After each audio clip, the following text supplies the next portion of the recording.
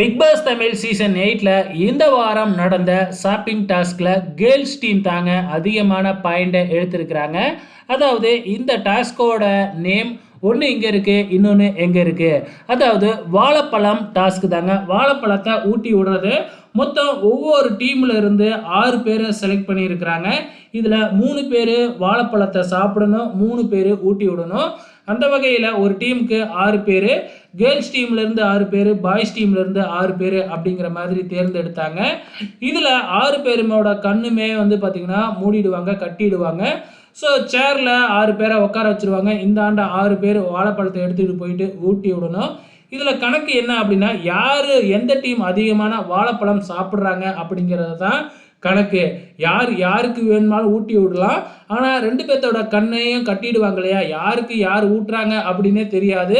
So அதனால் யார் அதிகமான வாழைப்பழம் திங்கிறாங்களோ அது தாங்க பாயிண்ட்டு. அந்த வகையில் கேர்ள்ஸ் டீம் வந்து 11 வாழைப்பழம் சாப்பிட்டாங்க. அதிகபட்சமாக தர்சிகா 5 வாழைப்பழமும். ஸோ அதுக்கப்புறம் வந்து பார்த்திங்கன்னா, இப்போ கேர்ள்ஸ் டீமில் தான் சத்யா இருக்கிறாப்புல.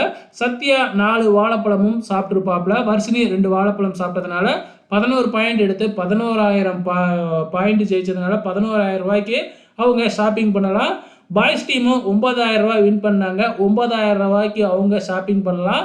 ஸோ வெயிட் பண்ணி பார்க்கலாம் என்ன நடக்க போகுதுன்னு.